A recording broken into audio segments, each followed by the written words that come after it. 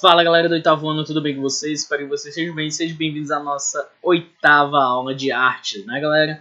Antes de iniciarmos a aula propriamente dita, gostaria de comentar com vocês que dia 22 nós iremos fazer a nossa apresentação do truque de mágica, certo? Que está dentro do nosso projeto anual, no qual dentro do ano todo vocês irão fazer diversas atividades que valerão pontuação e que no final do ano vão resultar em uma pontuação que vai ajudar vocês a crescerem na questão tanto do seu próprio desenvolvimento, como também ajuda um pouquinho nas notas de vocês, beleza galera? Só que o que? Temos um probleminha, eu fiquei responsável junto com o professor Robert e a Ana, se eu não me engano, a gente ficou responsável por vocês nesse projeto e até agora eu não recebi uma mensagem sequer desse projeto. Esse projeto é na próxima semana, né galera? Então eu gostaria que vocês se dedicassem, quando visse essa aula, bora, professor, tá aqui, ó, tá, vamos apresentar isso, me enviem, pedem dicas, me enviem o vídeo que vocês acham que vão fazer para ver se fica legal ou não, beleza? O importante é que vocês se movimentem, certo? Tenham essa autonomia. E se vocês não fizerem, não tem problema, né? Vocês perdem ponto tranquilamente. Perdem ponto, perdem das outras equipes, né? Que ou seja, as outras turmas que fizeram, e vida que segue. Então se você quer ganhar, quer conseguir ganhar esse ponto, esse troféu Taça Asa Branca, então vocês têm que se dedicar bastante, beleza galera? Mas dá tempo, me enviem, pesquisem, me enviem, se vocês já tiverem pesquisado é só me enviar, certa apresentação, a gente vai bolando esquemas para que fique muito show essa nossa apresentação. Então oitavo ano, espero que vocês se garantam. Possivelmente eu estarei enviando também um comunicado a vocês na GDU para que vocês fiquem cientes disso, certo? Beleza? E eu gostaria muito de ter esse retorno de vocês. Galera, na aula passada a gente trabalhou a questão da arte e história, né? A gente tratou da ideia da pintura histórica, certo? Que a pintura histórica são obras que representam temas e fatos históricos, né? E é um dos gêneros mais característicos da arte acadêmica, que é aquela arte onde tudo tem que ser detalhado e mostrado conforme é para ser. A gente vai ver ainda nessa aula um pouco do academicismo, um pouco mais aflorado, certo? Mas a arte acadêmica ela trabalha muito com os detalhes do jeito que é para ser, a representação fiel da sociedade, né? Das coisas que realmente aconteciam. Beleza? E isso gerou várias outras situações e até mesmo algumas formas artísticas, né? Mesmo a pintura histórica está dentro da arte acadêmica, não necessariamente ela ditava literalmente como as coisas aconteciam, né? Que é o caso da Independência ou Morte eu esqueci, do Pedro Américo, né? Que ele teve que fazer todo um design, toda uma estrutura para que dê mais ênfase ao Dom Pedro I, né? Lá no cavalo dele, trocando asnos por cavalos, elevando um pouco mais o monte, no qual fica lá fazendo uma curva e dando ar de movimento aos cavalos e o dele parado, mudando a representação de contração de uma possível dor de barriga que Dom Pedro I vinha a ter, certo? Então tudo isso aí a pintura histórica trabalha para dar mais sentido e, digamos assim, mais realismo à cena, né? Deixar a cena mais forte, mais viva, tá bom? E não com um teor muito chulo, né? Muito ultrapassado, sim, de uma forma mais elegante, mais firme, mais concreta. Beleza? E o nosso conteúdo de hoje é o modernismo brasileiro. E antes de iniciar, galera, o modernismo, né? Falando do modernismo. O modernismo, galera, ele é um movimento artístico realizado no início do século XX, tá, galera? E nele consiste a ruptura da ideia padrão de todas as coisas serem feitas do jeito que é para ser. Ou seja, ele teve um pouco mais a ideia da expressividade de cada artista com o estilo de pinceladas, né? E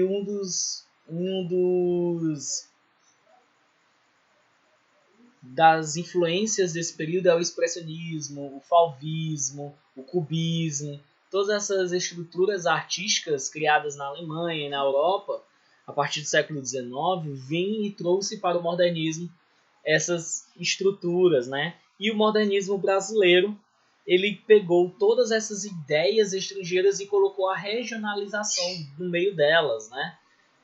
Isso mais voltado para a ideia do surrealismo, também pegou um pouco da ideia do surrealismo, principalmente do Almeida Júnior, com a ideia da regionalidade, né? Então o modernismo brasileiro, ele pegou essas ideias estrangeiras, esses estilos estrangeiros, e montou sua própria representatividade, certo? Beleza? Então, as tendências de representar temas nacionais, ela se intensificou muito a partir da primeira metade do século XX, que esse grupo decidiu incorporar, certo, a arte brasileira às inovações artísticas ocorridas na Europa. É justamente isso que eu falei para vocês, né? Tipo, nesse período, galera, não era o movimento antropofágico, mas nesse período estava, se eu não me engano, não era no período do romantismo, mas se eu não me engano, eles queriam porque queriam colocar a brasilidade acima de outras coisas. Porque desde a chegada da coroa portuguesa, sempre era algo estrangeiro, sempre era algo de fora para cá, né? E esses artistas, eles pensaram, não, a gente tem que fazer algo brasileiro e que se difere da Europa. Porém, a gente não tem estrutura, então a gente vai pegar estruturas da Europa, juntá-las ou desmembrá-las e criar a nossa própria arte brasileira. Isso aconteceu na música, aconteceu na poesia, aconteceu na dança, aconteceu e nas artes visuais, né, nas artes plásticas. Então isso aconteceu em todo nesse aspecto que a gente vai ver mais para frente, que isso foi a Semana de Arte Moderna, né, em 1822. Beleza?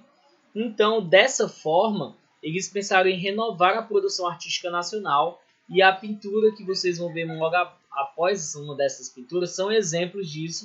Mas antes de comentarmos sobre ela, vamos falar sobre essa mulher que foi uma das pioneiras nesse processo.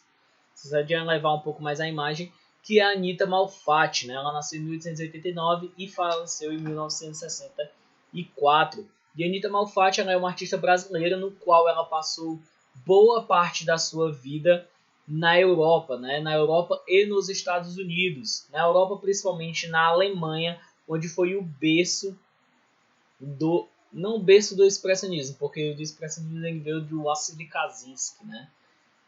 Acho que é Kandinsky, não lembro. Mas é o Wassily Kandinsky, que é um russo, né?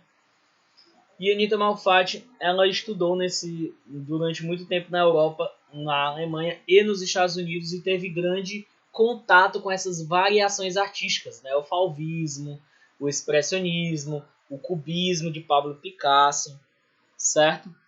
Então, com esse contato, em 1917, pouco depois que ela retorna ao Brasil, ela organizou em São Paulo a Exposição de Pintura Moderna, ou seja, ela pegou o modernismo europeu, trouxe para cá e o expôs como se fosse algo novo, né? E com isso as obras da artista elas foram apresentadas nessa exposição, e nessas obras estavam essas duas que eu mostrei para vocês, né? Que é Tropical de 1917 e O Homem Amarelo de 1915 e 1916, né? E a gente consegue observar nos detalhes dessas obras que cada um tem uma representatividade da realidade, isso é nítido, porém não é uma representatividade fiel da realidade, ou seja, não é uma representatividade fiel do corpo humano, do rosto humano, das folhas, das frutas. Percebam que a questão até mesmo dos traços, dos tracejados, eles são fortes e firmes. O posicionamento, a simetria entre os olhos é muito diferente. A parte mais articulada e geométrica é bem mais vívida e bem mais nítida do que antes, né? Como, por exemplo, o Homem Amarelo, a gente consegue perceber os traços, né? Ou seja, os traços de hexágono, os traços de retângulo, umas figuras geométricas mais esboçadas, né? Além de modificar até a própria coloração dos objetos, né? No caso, o Homem Amarelo, ela pintou o Homem de amarelo.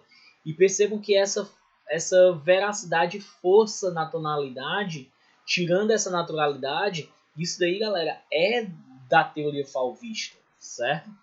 É do estilo fauvismo, né? Que que é a agressividade nas pinceladas, nos traços e também na pintura, principalmente nas pinturas de tons mais primários, né, como azul, vermelho e amarelo, beleza? E esse movimento é o movimento chamado... desculpa. Não. Anitta, ela representou as formas de maneira não naturalista, para ser específico e de acordo com o livro de vocês, né? A ideia dela não foi transportar não a ideia naturalista. E o que era o naturalismo? Deixa eu ver se vem primeiro. E o que era o naturalismo? Galera, o naturalismo é a utilização para se designar uma obra de arte que imita ou reproduz a natureza, os objetos, o mundo visível com fidelidade. O que isso quer dizer? Quer dizer que é a representatividade fiel da natureza. Ou seja, você olhar para essa cena, para essas duas imagens e dizer que essas duas imagens aconteceram e elas estão detalhadas do jeito que eram para ser, certo? Ou seja, o cara, o artista que fez isso, ele representou a humanidade, aquele sensativo em todos os detalhes, seja no sombreado, no movimento da roupa, no rosto, na sutileza do rosto, na paisagem, sempre transpondo digamos assim, o realismo das cenas, né? Se eu não me engano, essas duas obras aí é de Gustave Courbet, né? E isso, galera, essa arte naturalista era muito vista pelo academicismo, né? Pela academia. Então a academia ela começou a bater de frente com a Anitta Malfatti, né? Ou seja, vários críticos acadêmicos, até porque nessa época os críticos da arte eles eram academicistas, né? Ou seja, os artistas eles foram criados dentro do local acadêmico. Ou seja, a galera artista ela tinha que passar pelo academicismo, se estruturar na ideia do academicismo e depois seguir para a Europa para o estudo. Só que como a Europa ela começou a se desvincular dessa coisa naturalista, desse realismo, né? E passou a entrar uma ideia mais expressionistas, mais voltadas para o sentimento e emoção do autor da obra. Lá na Europa começou a ter essas rupturas bem antes daqui no Brasil. Só que quando a Anitta Malfatti trouxe aqui no Brasil, ela causou muita, digamos assim, revolta, certo? Muito contraste, muita divisão de opiniões, como o livro de vocês trazem, né?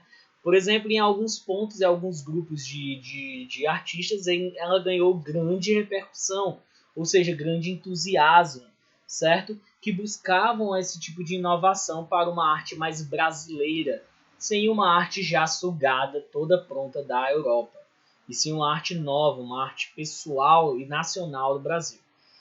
Beleza? Porém, eles vem sofrendo várias críticas de pessoas que eram ferrenhas e que estavam mostrando, que estavam dizendo que a Anitta Malfatti ela se afastava em suas obras do padrão acadêmico, logo ela não poderia ser considerada como arte, né? Ou seja, suas obras elas estavam fora desses padrões. E isso não era bom e nem era viável para a situação. Então, dentre eles, para as ideias deles, aquilo ali fugia do conceito de arte, né? Aquilo ali era como se fosse uma baderna, vamos botar entre aspas aqui, uma baderna, uma sátira contra a arte acadêmica brasileira, né? E um deles estava um crítico ferrenho, que era o autor do livro Sítio do Pica-Pau Amarelo, Monteiro Lobato. Ele foi um crítico ferrenho sobre as posições e obras de Anitta Malfatti como arte, né? Mesmo ele achando ela uma exímia pintora, né? Ele tinha rejeição em relação às suas obras, porque para ele ela tinha abandonado a ideia brasileira, abandonado a arte brasileira para se seduzir, para se vender ao estrangeirismo, né? Ou seja, a arte estrangeira. No caso, ela tirou a ideia segundo ele, né, ela saiu dessa ideia da arte brasileira acadêmica e pegou a arte de outros lugares e trouxe para cá e quis formar essa nova rebelião, essa nova ruptura na arte. Ou seja, como se tivesse seduzida e ignorando toda a história acadêmica nacional. Beleza? E a Anita Malfatti ela veio e rompeu o academicismo, principalmente com a questão da estilização das formas, ou seja, as formas totalmente bagunçadas, como vocês podem ver, né? As cores fortes e contrastantes, ou seja, você percebe que elas são bem vivas e bem contrastantes. E os contornos grossos, muito firme do fauvismo, certo? Beleza? E isso faz a diferença das obras acadêmicas, né? Como vocês podem ver, ó, o traço mais fino, mais leve, mais sutil. Muitas das vezes você não consegue nem ver o traço corretamente porque o material, a roupa, o cabelo, ou até mesmo o ambiente não deixa. Ao contrário dessas aqui que você vê todas as coisas bem vívidas. Por exemplo, as plantas bem, a gente consegue ver a linha de contorno delas, certo? Beleza? E as influências de Anita Malfatti. E uma das principais influências de Anita Malfatti foi o expressionismo, principalmente na mão de Ernst Kirchner, né? Porque é um alemão ele, e como ela passou grande parte do século XX na Alemanha, ela observou muita criticidade com as obras de Ernst Kirchner e o expressionismo alemão. Beleza? E com isso, essa pintura ela tem uma grande representatividade da ideia do expressionismo, né? Onde as cores não correspondem à realidade, ou seja, você não vê um azul totalmente desse jeito, um verde desse jeito, a cor de pele dessa cor, cabelo desse jeito, né? O rosto da mulher verde totalmente fora da realidade e as formas bem simplificadas, ou seja, como se fosse feito um desenho de qualquer jeito, sem aquela estrutura, sem aquela montagem perfeita, né? Aquela busca da montagem perfeita da arte, né? Certo? Além da representação do espaço físico ser totalmente deformada, a gente não sabe o que é céu, o que é chão, o que é piso, esse canto azul, o que é, se lá atrás é árvore, se lá atrás é céu, ninguém sabe o que é, certo? Então os pintores expressionistas eles sempre buscavam transmitir ao público as suas emoções por meio do uso não convencional das cores. Ou seja, eles fizeram com que a obra ela não seja uma observância, ou seja, você não consiga identificar através da imagem, mas sim do sentimento. Ou seja, você não consegue perceber o que a obra quer passar olhando a imagem e tentando compreendê-la em toda a sua estrutura, mas sim compreendendo ela em toda a sua, tipo, tanto sutileza como também sua firmeza nos traços, né? E não no contexto total da obra, e sim nos traços e na ideia principal do autor, né? Ou seja, no sentimento e na emoção que o autor quis passar nessa obra, né? Então, ele trabalhava, as expressões trabalhavam com as cores não convencionais e a distorção das linhas e formas, distorção do caso da realidade, né? Além dessas cores e de formas distorcidas, as pinturas expressionistas, de modo geral, elas sempre retratam temas como solidão, doença, morte e abandono, principalmente temas que a gente não consegue concretizá-los em nossa mente, né? Na quais as personagens são retratadas de forma dramática, com expressões de angústia e aflição. Por exemplo, o Grito, aquela obra O Grito, né? Tem o cara segurando assim, gritando "Ah!", e a textura e o movimento que aquela obra dá como se fosse um grito estridente, né? Beleza? Então isso deu origem e deu grande repercussão e grande sentimentalismo na Anita Malfatti, esqueci do outro T do nome da Anita Malfatti.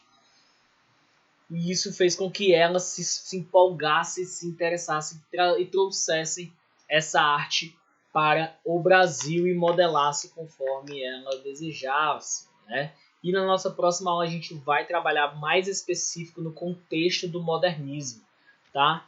Outro assunto que a gente vai trabalhar que é a temperatura das cores. Neste caso, não tem no slide, porque a gente vai trabalhar slide e livro. Então coloquem lá na página 45, certo? A temperatura das cores. Então, com o expressionismo, os artistas deixaram de representar em suas obras a cor local. Ou seja, o que seria a cor local? a cor dos lugares, a cor dos ambientes, a cor das estruturas como elas são de verdade, ou seja, como elas são na realidade. Ou seja, a cor original de um objeto quando visto sob a luz natural, certo? Os artistas expressionistas passaram a atribuir cores aos objetos de acordo com as emoções que desejavam exprimir e os sentimentos que pretendiam despertar no espectador. Por exemplo, nesta imagem que vocês estão vendo, o judeu velho com um menino, de Pablo Picasso, a gente consegue observar que a gente tem a estrutura de uma coisa mais triste, mais sombria, por conta da coloração azulada, tornando uma temperatura mais fria, mais gélida, mais mórbida. Ao contrário, se a gente botasse uma cor mais avermelhada, alaranjada, a gente via eles um pouco mais alegres, menos pálidos, né? Ou seja, um pouco mais... A gente tinha um ar um pouco não de depressão, não de tristeza, mas sim um ar de... Ah, tá bom, tão bem, estão só sentados, descansando, né? Então você sabia que de acordo com a nossa percepção visual, as cores nos provocam diferentes sensações?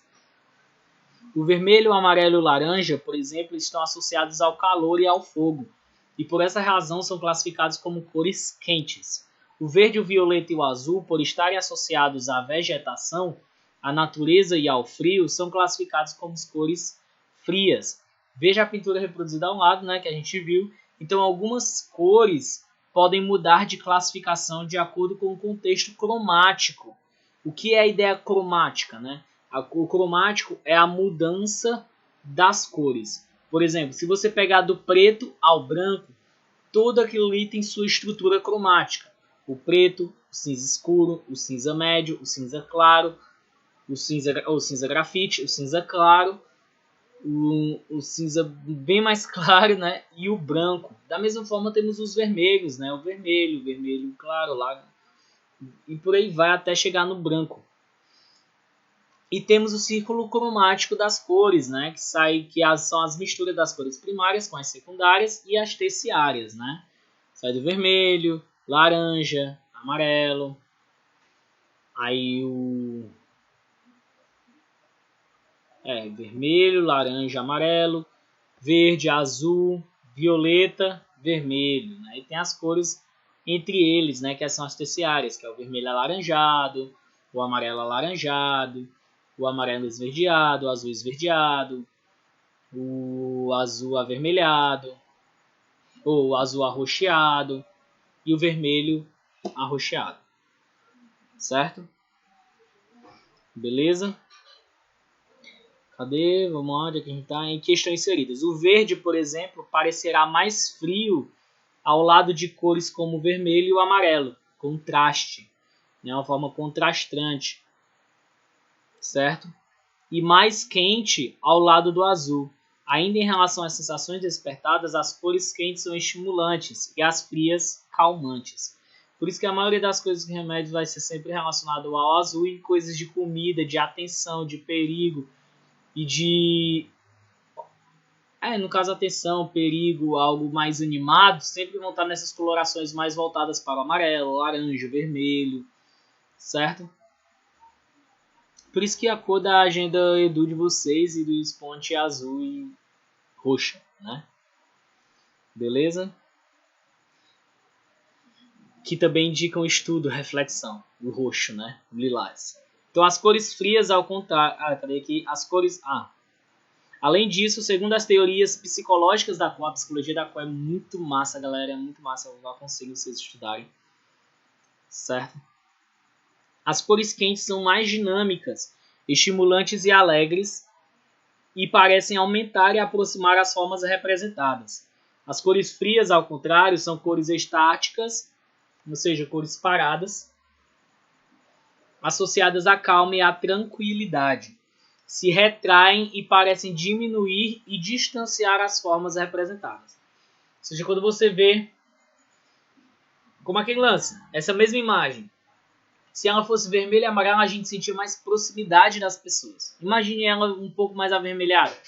A gente sentia mais proximidade. Como ela está azul, a gente meio que tem um distanciamento. A gente consegue enxergar um pouco mais de profundidade. Beleza?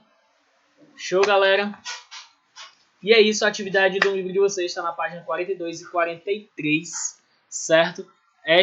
Quando vocês forem enviar as atividades, envie da seguinte maneira: aula 8, disciplina arte, e a descrição da atividade do livro didático e a data, que é 16/3/2021. E vocês terão até o dia 23/3 para me enviar esta atividade. Então nos sigam nas redes sociais, no nosso canal no YouTube, dar aquele like maravilhoso, nos acompanhe pela Agenda Edu e eu estarei disponível nas terças-feiras nos períodos de aula online. Então um abraço, se cuidem, não esqueça da máscara e do álcool gel e juntos podemos mais. E antes de finalizarmos, galera, lembrando que dia 22 vocês irão fazer uma apresentação de truque de mágicas. E eu até agora não recebi nenhum vídeo, nenhuma resposta de nenhum aluno do 8º ano sobre este tema. Muito pelo contrário, até agora eu não recebi nenhuma atividade também do 8º ano, certo? Então, galera, estuda, eu vou enviar também um comunicado para vocês pela Agenda Edu junto com essa aula, justamente para vocês ficarem mais cientes da situação, porque muitos de vocês podem não estar assistindo às aulas. Beleza? Lembrando que se vocês não fizerem, vocês não têm pontos e já era. Vocês vão ficando para trás das outras turmas e vocês não vão conseguir vencer o torneio Asa Branca. Beleza? Então é isso, galera. A gente vai ficando por aqui nessa aula. Até a nossa próxima aula. Espero que vocês tenham gostado. Quaisquer dúvidas que vocês tiverem, tirem lá pela Agenda Edu. E a gente vai ficando por aqui. Valeu, galera. Tchau, tchau. Até mais. Fui.